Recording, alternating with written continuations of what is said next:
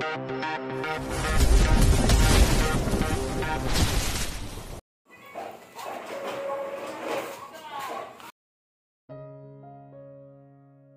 59.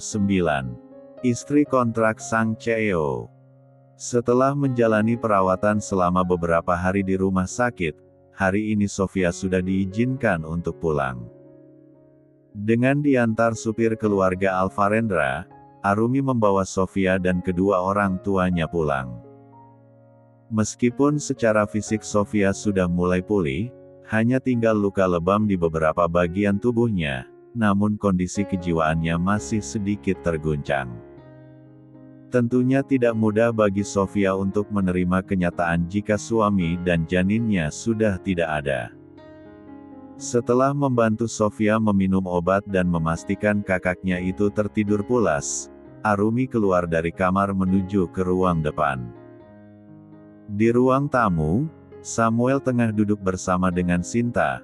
Wajah mereka nampak sangat lelah sekali karena kurang beristirahat.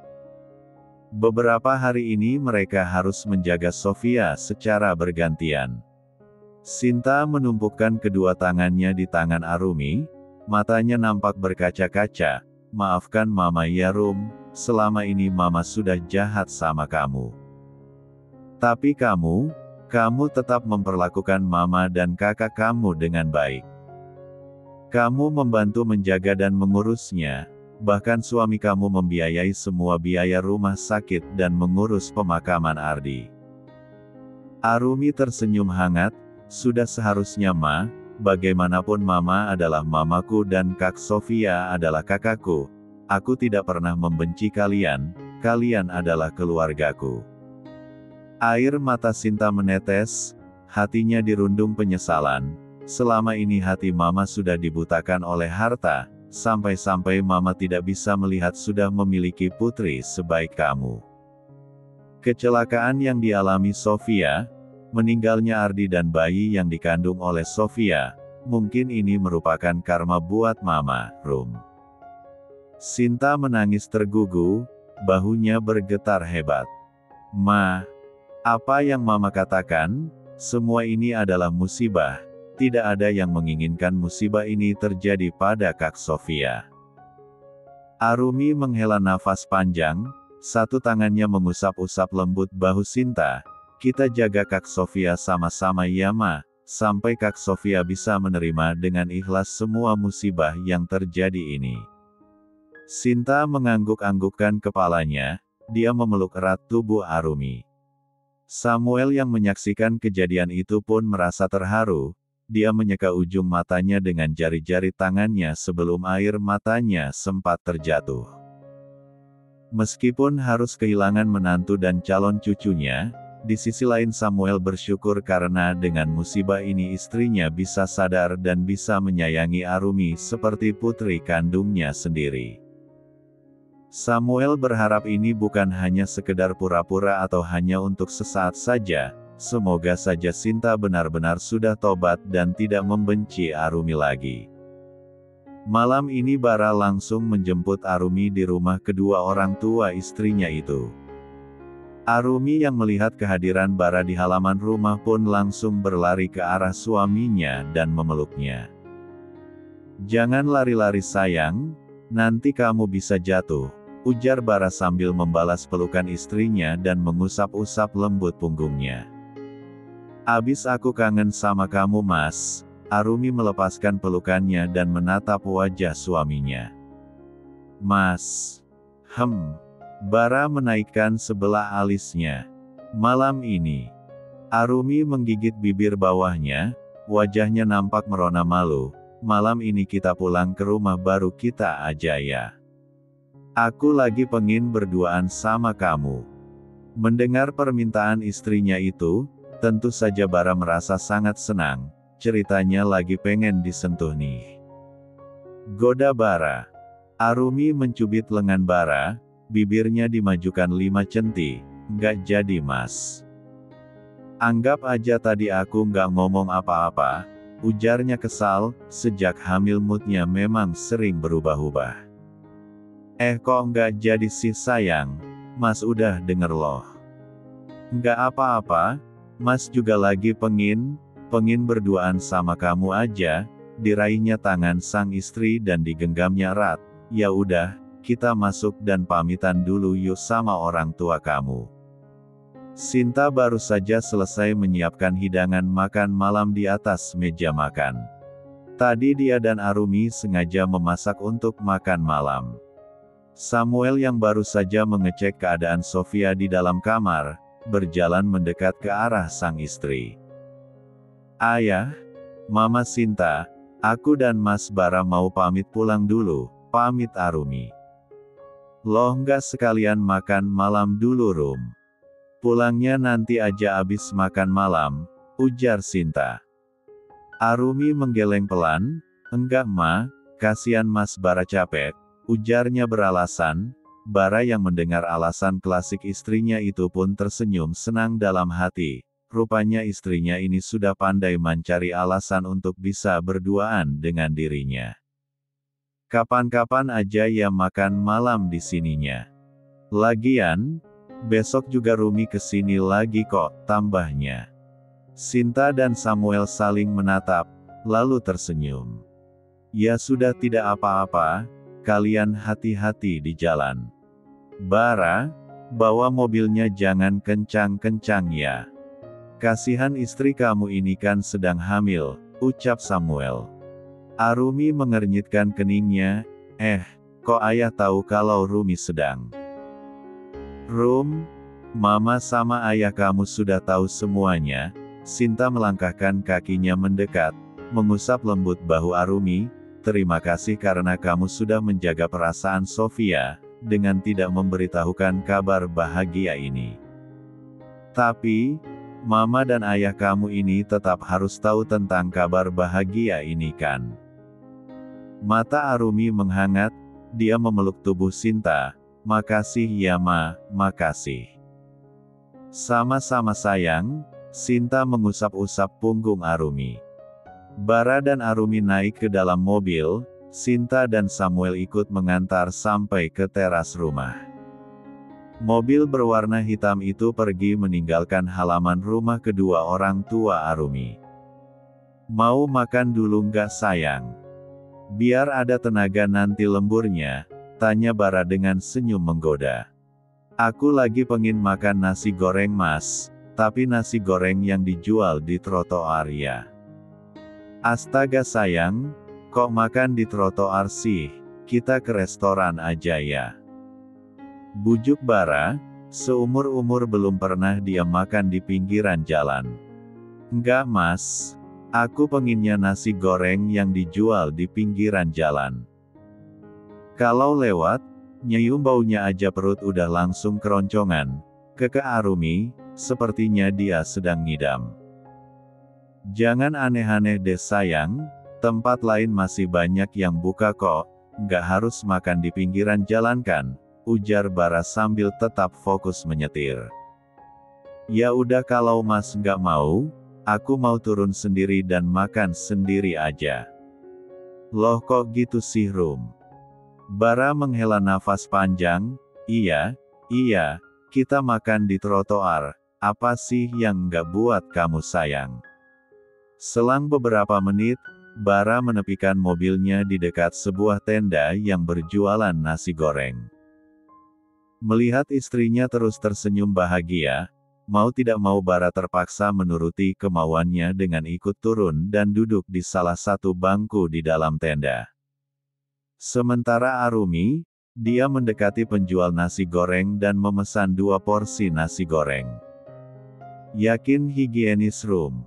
Tanya Bara saat Arumi sudah duduk di depannya. Yakinlah Mas, jawab Arumi. Beberapa orang nampak menatap ke arah mereka, mungkin karena penampilan Bara yang begitu formal untuk sekedar makan di pinggiran jalan saja.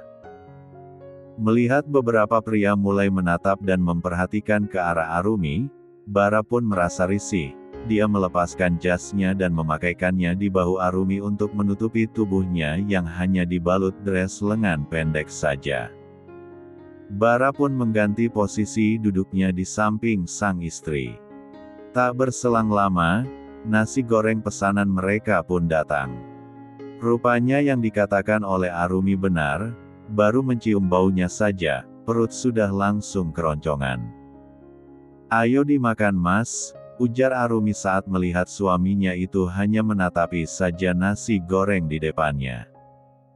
Dengan ragu-ragu, Bara menyendok sedikit nasi goreng itu dan mengarahkannya ke mulutnya. "Gimana Mas? Enak?" tanya Arumi. Bara tidak langsung menjawab, dia tengah sibuk mengunyah dan meresapi rasanya. "Iya sayang, enak." Bara menyendok kembali nasi goreng itu dan memakannya dengan lahap. Arumi yang melihatnya pun tidak bisa berhenti tersenyum. "Pelan-pelan Mas makannya," ujar Arumi. Bahkan dia sampai melupakan nasi goreng miliknya karena sudah merasa kenyang dengan hanya melihat Bara makan sampai selahap itu. Dari kejauhan, seseorang terus memperhatikan mereka dari dalam mobil. Sosok itu tersenyum menyeringai. Bab 60. Tanpa menyalakan lampu terlebih dahulu, Bara langsung mendorong pelan Arumi ke dinding, mencium bibirnya dengan XX. Arumi membalas suaminya. Bara melepaskan ciumannya untuk mengambil nafas sebentar. Tak munafik, Arumi pun selalu merindukan XX suaminya. Kehadiran Bara dalam hidupnya, membawa warna tersendiri. Hidupnya sudah hancur sejak ayahnya menikah lagi, dan semakin hancur setelah pengkhianatan Randi. Namun, roda terus berputar. Ibu tiri yang tidak pernah menyayanginya, kini mulai membuka pintu hatinya, memberikan kasih sayang layaknya seorang ibu kepada putrinya. Nyatanya, sabar yang tidak pernah ada habisnya itu telah membawanya pada kehidupan manis setelah mengalami berbagai rasa hati dari orang-orang terkasih. Memberikan pelangi setelah hujan. Dalam gelapnya malam, tanpa ada manusia lain selain mereka berdua di sana, mereka kembali melakukan perjalanan menuju Bukit Kodok. Entah sudah yang keberapa kalinya mereka melakukan perjalanan ke Bukit Kodok sejak mereka saling menyadari perasaan masing-masing, bahkan benih cinta mereka pun sudah ada. Dererededetete. Dererededetete. Bara yang sedang memandangi wajah cantik sang istri pun merasa terusik kala dering telepon terdengar. Setelah perjalanan panjang tadi, Arumi langsung terlelap. Mungkin karena dia sangat lelah setelah menjaga Sofia seharian ini begitu kakaknya itu keluar dari rumah sakit. Dengan hati-hati, Bara mengangkat tubuhnya dari samping sang istri supaya tidak mengganggu tidurnya. Dia mengambil ponselnya yang tergeletak di atas nakas. Nampak ada panggilan masuk dari asisten Roy di sana. "Ya, ada apa?" Suara nyaris berbisik, matanya terus menatap wajah yang sedang terlelap di sampingnya. Takut-takut pemilik wajah itu terganggu karena suaranya. "Maaf Tuan mengganggu tengah malam seperti ini. Saya sudah mendapatkan beberapa informasi terkait kecelakaan yang menimpa kakak Nona Arumi. Kejadian itu bisa murni kecelakaan, tapi bisa juga karena disengaja Tuan." "Apa maksudmu? Katakan dengan jelas." Bara menekankan kalimatnya, dia mulai menegakkan duduknya, tatapannya kini beralih menatap lurus ke depan, menatap ke arah tembok yang hanya diterangi cahaya penerangan lampu hias itu. Dari kesaksian seseorang yang waktu itu juga sedang berkendara di sana, sebuah mobil terus mengikuti motor yang dinaiki oleh Nona Sofia dan suaminya. Mobil itu terus membunyikan klakson hingga membuat suami Nona Sofia panik dan akhirnya tidak bisa mengontrol laju kendaraannya. Bahkan setelah kecelakaan terjadi, mobil itu hanya berhenti sebentar, lalu kembali melaju tanpa ada yang turun untuk melihat lebih dulu korban kecelakaan itu. Bara nampak berpikir, mencerna kembali ucapan asisten Roy barusan, siapa yang ingin bermain-main di sini, dan apa tujuannya sebenarnya.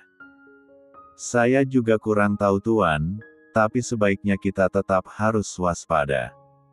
Mendengar suara berisik suaminya yang sedang berbicara di telepon, Arumi menggeliat pelan. Secara perlahan, dia membuka matanya yang masih nampak berat itu. Aku tutup dulu, besok kita bicarakan lagi masalah ini di kantor. Bara segera menutup sambungan teleponnya, dia meletakkan kembali ponselnya di atas nakas. Siapa yang menelpon malam-malam begini, Mas? Tanya Arumi dengan suara parau. Bara tersenyum, lalu memposisikan dirinya berbaring kembali. Tadi asisten Mas sayang, ngomongin masalah pekerjaan. Tidur lagi sayang, sini Mas peluk.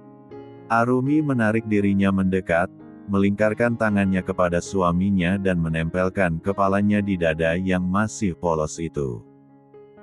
Bara menarik selimut ke atas untuk menutupi mereka, membalas pelukan sang istri dan menciumi pucuk kepalanya berkali-kali. Tumben sekali Mas, masalah pekerjaan dibicarakan di telepon, tengah malam begini lagi, ucap Arumi. Jangan terlalu dipikirkan sayang, Mas beneran ngomongin masalah pekerjaan kok tadi. Tidur lagi ya.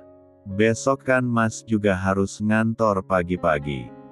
Arumi begitu menurut, dalam dekapan suaminya, dia memejamkan matanya kembali. Sementara Bara, lelaki itu masih membuka matanya lebar-lebar, cerita dari asisten Roy tadi masih terus terngiang di benaknya. Jika ia memang kecelakaan itu disengaja, apa tujuan si pelaku? Apakah orang itu memiliki dendam terhadap Sofia atau mendiang Ardi? Atau, memang ada tujuan lain? Setelah mengetahui jika Arumi sedang mengandung anak Bara, semangat Randi kembali memudar, namun dia tetap berangkat ke kantor seperti biasa, dan tidak lagi menyentuh minuman-minuman beralkohol.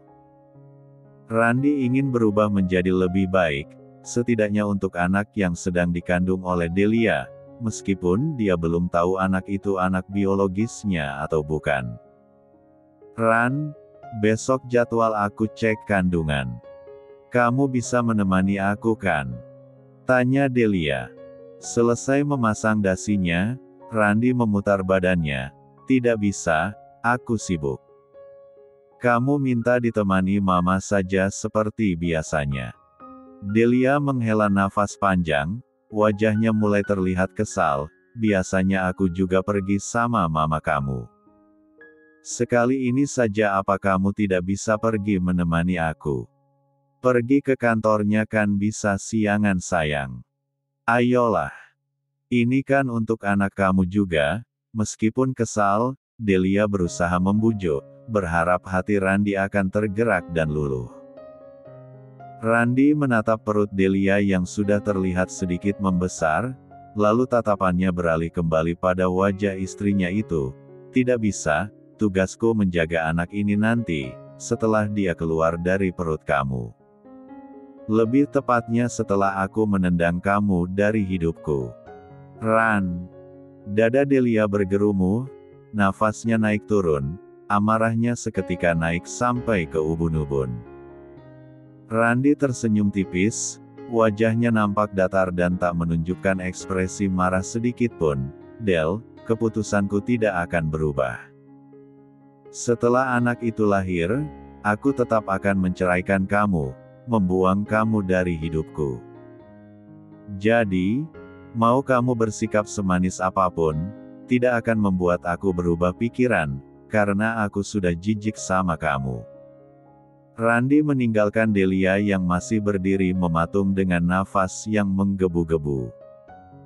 Meskipun tidak ada nada kemarahan di setiap ucapan Randi tadi, namun kata-kata itu begitu menusuk di hati Delia.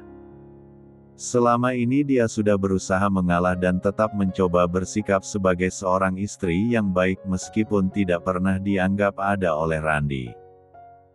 Bahkan suaminya itu tidak pernah mau satu ranjang dengannya, apalagi sampai menyentuhnya meskipun Delia sudah bertel 4 jam di depan Randi sekalipun.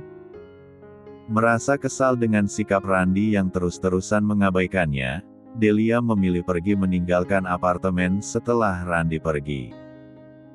Dengan mengendarai mobil pemberian dari papa mertuanya, yang dikasih sebagai hadiah pernikahannya dengan Randy dulu, Delia melajukan mobilnya meninggalkan area apartemen.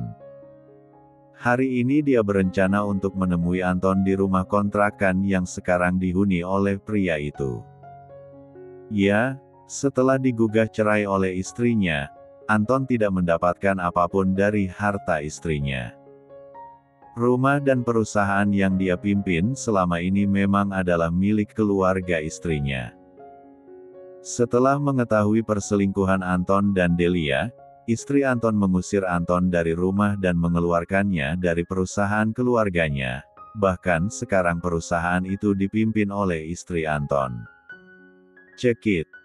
Delia menghentikan mobilnya secara mendadak saat sebuah mobil berwarna hitam menyalip dan berhenti di depan mobilnya. Nampak dua orang berpakaian serba hitam turun dari dalam mobil tersebut. Salah satu dari mereka mendekat dan mengetuk pintu kaca mobil Delia. Delia nampak begitu tegang, wajahnya panik sekali.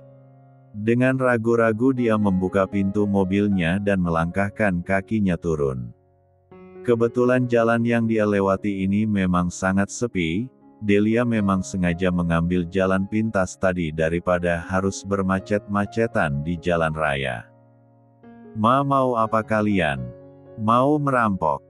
Tanya Delia terbata-bata, suaranya terdengar sedikit bergetar. Kami tidak butuh hartamu, bos kami ingin berbicara denganmu, jawab pria itu tanpa merubah ekspresi wajahnya yang nampak sangar bagaikan seekor singa. Pria yang satu lagi membuka pintu mobil belakang, nampak seseorang yang juga berpakaian serba hitam, memakai topi fedora di kepalanya dan memakai topeng yang mengitari bagian matanya turun dari dalam mobil. Pria itu berjalan mendekat ke arah Delia, wajah Delia nampak sangat ketakutan sekali. Nona Delia Puspitasari, aku ingin menawarkan kerja sama denganmu. Bagaimana? Bab 61. Jadi semalam mereka tidak pulang? Tanya Tuan Abian. Saat ini dia sedang sarapan bersama dengan Shirley. Shirley menaruh roti yang baru saja dia olesi dengan selai coklat di piring Chia. Gadis kecil itu belum menunjukkan wajahnya dan sedang bersiap dengan dibantu oleh Mbak Mirna di kamarnya. Ayah seperti tidak pernah muda saja, mereka pasti membutuhkan waktu untuk berduaan saja ya, jawab Shirley. Ya, ayah paham. Lalu kamu sendiri? 3 tahun menjanda, apa tidak ada keniatan untuk memberikan papa baru untuk anakmu? Tuan Abian menghela nafas panjang, kamu tidak masih berharap pada mantan suami kamu itu kan? Semua sudah berlalu, lupakanlah dia dan mulailah hidupmu yang baru, buka hatimu lagi untuk seorang pria Shirley.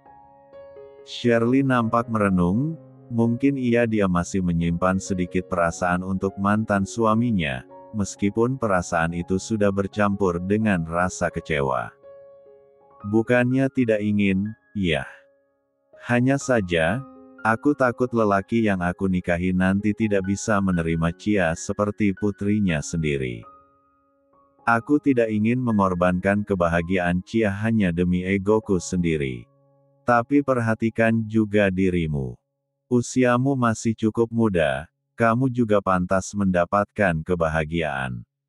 Pintar-pintarlah dalam memilih pasangan hidup, carilah yang bisa mencintai kamu dan menyayangi Chia dengan tulus. Obrolan ayah dan anak itu terhenti saat Chia datang menyapa dengan seragam sekolahnya. Gadis kecil itu mencium pipi mama dan kakeknya lalu duduk di samping sang mama. Shirley mengusap lembut rambut Chia. Seperti anak-anak pada umumnya, Chia juga sering merindukan dan menanyakan keberadaan papanya. Sayangnya Shirley selalu tidak sabaran dalam menghadapi pertanyaan-pertanyaan dari putrinya itu. Terkadang dia sampai memarahi dan membentak putrinya jika Chia terus-terusan menanyakan soal papanya. Beruntung ada Bara yang selalu bisa menjadi penengah ibu dan anak itu. Meskipun terkadang usil, tapi Bara sangat menyayangi Chia. Selesai dengan penampilannya, Bara berjalan menghampiri sang istri yang baru saja keluar dari kamar mandi. Sejak bangun tadi Arumi merasakan mual hingga membuatnya harus bolak-balik masuk ke kamar mandi. Mau Mas antar ke dokter saja? Bara menyentuh dahi Arumi dengan punggung tangannya, memastikan jika istrinya itu tidak demam ataupun sakit. Nggak usah Mas, nanti juga baikan sendiri kok, tolak Arumi. Kamu kan juga harus berangkat ke kantor. Ini sudah jam 8 lewat. Maaf ya Mas, gara-gara mual, aku tidak sempat membuatkan sarapan untuk kamu. Wajahnya tertunduk lesu, jangankan untuk membuatkan sarapan. Sejak bangun pun dia belum menginjakkan kakinya keluar dari kamar. Morning sickness cukup menguras tenaganya. Jangan terlalu dipikirkan sayang. Sarapan buat kita sudah disiapkan oleh asisten rumah tangga kita yang baru. Mas lupa bilang sama kamu, kalau Mas sudah mempekerjakan seseorang untuk bantu-bantu beres-beres di rumah ini. Jadi kapanpun kamu mau tinggal di sini, kamu tidak perlu repot-repot melakukan apapun sendiri, ucap Bara. Mata Arumi terbuka lebar-lebar. Bagaimana jika adegan hot dirinya dengan suaminya itu ada yang melihat? Seriusan Mas? Kapan dia datangnya? Apa semalam dia juga sudah ada di sini? Bara tersenyum, tangannya mengusap-usap rambut Arumi lembut. Nggak sayang, dia baru datang tadi pagi-pagi sekali, pas kamu lagi di kamar mandi. Kalau kamu masih nggak enak badan, hari ini Mas temani kamu saja ya di sini. Mas khawatir kamu kenapa-kenapa. Arumi melingkarkan kedua tangannya di pinggang suaminya, mendongakkan kepalanya supaya bisa menatap wajah suaminya dari jarak yang begitu dekat. Bara sangat menyukai sikap manja istrinya yang seperti sekarang ini. Wajah bersemu kemerah-merahan dan bibir yang sengaja dibuat maju beberapa centi itu membuatnya merasa sangat gemas. Ingin sekali dia terus mengurung istrinya itu berlama-lama di dalam kamar. Nggak usah Mas, aku baik-baik saja kok. Kita sarapan aja yuk. Bara mencium bibir Arumi sekilas. Oke sayang. Kerjasama. Kerjasama apa? Bibir pria itu tersenyum miring, satu tangannya terangkat, menaikkan sedikit topi fedora yang dipakainya hingga dia bisa melihat dengan jelas wajah wanita yang sedang berdiri di hadapannya itu. Aku sudah memantau kamu sejak lama, jangan kamu pikir aku tidak tahu kelakuan busuk kamu bersama dengan pria selingkuhanmu itu. Pria itu memutar tubuhnya ke samping, melangkahkan kakinya maju 2 langkah ke depan, wajahnya kembali tersenyum menyeringai, aku bisa membantumu menyingkirkan orang-orang yang menjadi penghalang kebahagiaanmu. Silahkan pikirkan baik-baik tawaranku ini Nona Delia. Jika kamu berminat, kamu bisa menghubungi orangku. Sedikitpun, aku tidak akan meminta bayaran apapun padamu. Tanpa melihat ke arah Delia lagi, pria itu kembali berjalan ke arah mobilnya dan masuk ke dalam mobil kembali. Pria yang berdiri di samping Delia memberikan sebuah kertas berisi nomor telepon pada Delia. Setelah Delia menerima kertas tersebut, pria itu bergegas menyusul bosnya masuk ke dalam mobil. Meninggalkan Delia yang masih berdiri mematung, mobil itu melaju pergi meninggalkan tempat itu. Delia menatap pada kertas di tangannya dan melihat sebuah tulisan di mana ada nomor telepon di bawahnya. Meres. Melihat mobil yang membawa Meres sudah tidak terlihat lagi, Delia kembali masuk ke dalam mobilnya dan melajukannya menuju ke rumah kontrakan Anton. Di sana Anton sudah menunggunya dan langsung memberikan ciuman mesra di bibir Delia. Hanya sebentar, karena Delia segera mendorong tubuh lelaki itu dengan sedikit kasar. Wajah Delia nampak begitu gusar dan cemas. Ada apa sayang? Mas, gawat mas. Ada yang memergoki kelakuan kita, ada yang tahu dengan sengaja kita menyuruh orang untuk mencelakai motor yang dinaiki oleh Sofia dan suaminya. Delia menggigit jarinya, dia berjalan mondar-mandir bak setrikaan. Tenang sayang, tenang. Memangnya siapa yang mengetahuinya? Memangnya dia punya bukti apa? Lagi pula kita sudah membayar 2 preman itu dan menyuruhnya pergi jauh dari kota ini. Kejadian itu juga murni kecelakaan, jadi tidak akan ada yang curiga. Anton berusaha menenangkan, dia meraih kedua bahu Delia supaya wanita itu berhenti mondar-mandir. Delia menatap Anton dalam-dalam, dia menghela nafas panjang, tapi orang itu menawarkan kerjasama padaku, Mas. Dia bilang dia bisa membantuku untuk menyingkirkan orang-orang yang menjadi penghalang kebahagiaanku. Menurut Mas, apa aku perlu menerima tawaran kerjasama itu? Bab 62.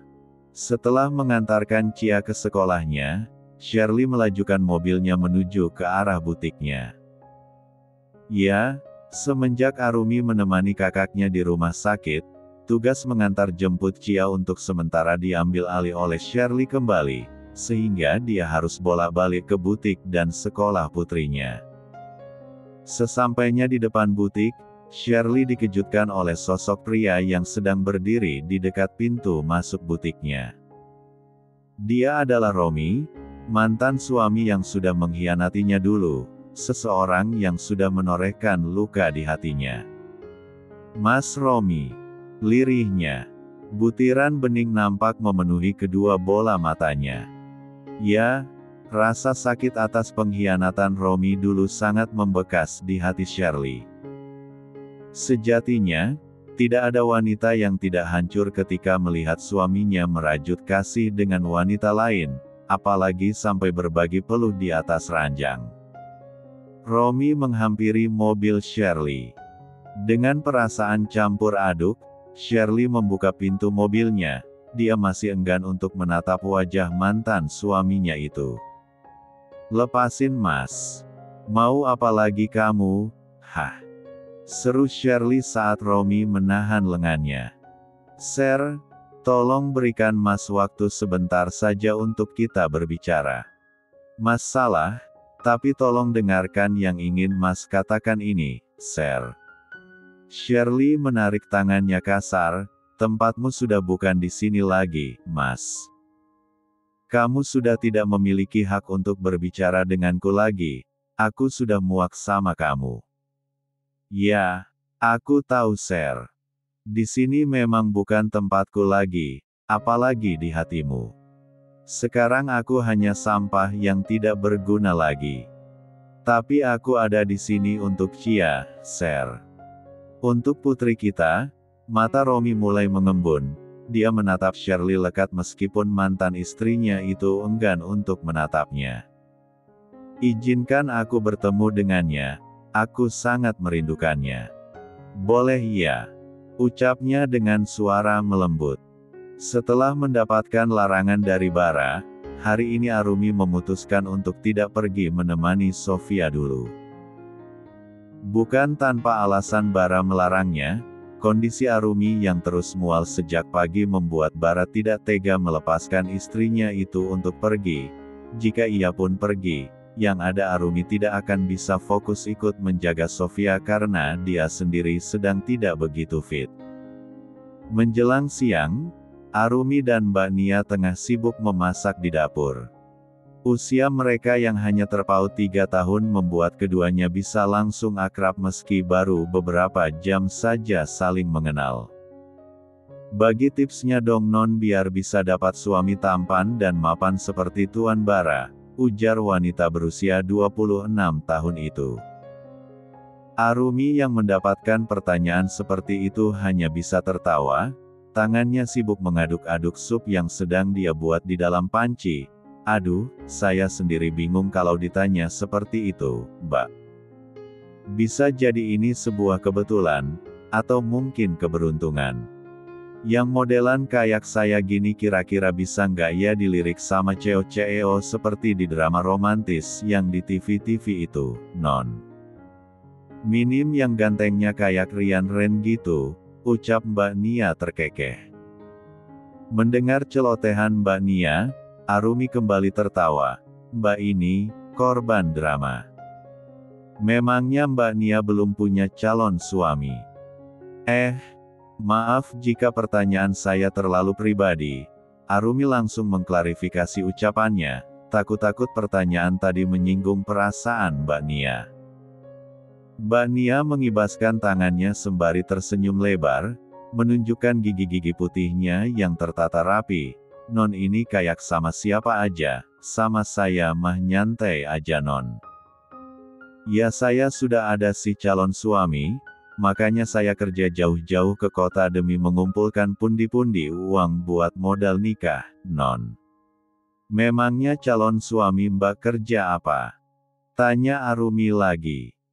Kerja serabutan non, apa saja dijalani yang penting bisa menghasilkan uang dengan cara halal, jawabannya nyengir. Obrolan dua wanita itu berlangsung cukup lama, hingga suara mobil yang terdengar memasuki halaman rumah tersebut menghentikan obrolan mereka. Arumi segera melepaskan apron yang melekat di tubuhnya dan menaruhnya di atas meja dapur. Mbak lanjutin masaknya ya. Saya mau jemput Cia dulu buat makan bareng di sini sama kita, pamit Arumi. Iya, silahkan non. Hati-hati ya non, siap mbak. Arumi mengambil tasnya di atas sofa dan bergegas keluar dari dalam rumah. Pak Didi sudah standby dan segera membukakan pintu mobil untuk majikannya itu. Tadi pagi Arumi sudah meminta izin terlebih dahulu pada suaminya, hingga Bara langsung menghubungi supir keluarga Alvarendra itu dan memintanya untuk mengantar kemanapun istrinya itu mau pergi. 30 menit perjalanan, mobil yang mereka naiki sampai di depan gerbang sekolah Cia. Gadis kecil itu langsung melambaikan tangannya begitu melihat Arumi turun dari dalam mobil. Arumi berjongkok di depan Cia dan memeluknya sebentar. Cia kangen sama kakak, ucap Cia. Sudah hampir 2 minggu ini dia memang jarang memiliki waktu berdua dengan Arumi karena wanita itu sibuk bolak-balik ke rumah sakit. Maafin kakak ya karena beberapa hari ini kakak nggak bisa jemput Cia dan menemani Cia belajar kalau malam. Tapi untuk menebus semua itu, kakak punya kejutan buat Cia. Kakak mau ajak Cia ke rumah baru kakak, di sana kakak sudah siapin makanan-makanan enak, dan nanti Cia juga bisa lihat kamar Cia yang sudah didekorasi khusus oleh Kak Bara buat Cia. Cia tersenyum lebar. Matanya nampak berbinar-binar, wah beneran kak. Mau. Cia mau ikut. Cia meraih pergelangan tangan Arumi, ayo kak cepetan kita pulang. Cia udah gak sabar pengen lihat kamar baru Cia di sana. Arumi kembali berdiri dengan tegak. Dengan menggandeng tangan Cia, mereka berjalan menuju ke arah mobil. Cia masuk lebih dulu ke dalam mobil. Senyum bahagia tak lepas dari wajah gadis kecil itu. Dia sudah tidak sabar ingin melihat kamar barunya. Arumi. Belum sempat Arumi menyusul masuk, sebuah suara lebih dulu terdengar memanggil namanya. Arumi menoleh ke belakang, nampak seseorang sudah berdiri tidak jauh darinya. Meski sedikit terkejut, Arumi mencoba untuk bersikap tenang di hadapan orang tersebut. Sementara di dalam sana, jantungnya mulai terpacu kencang.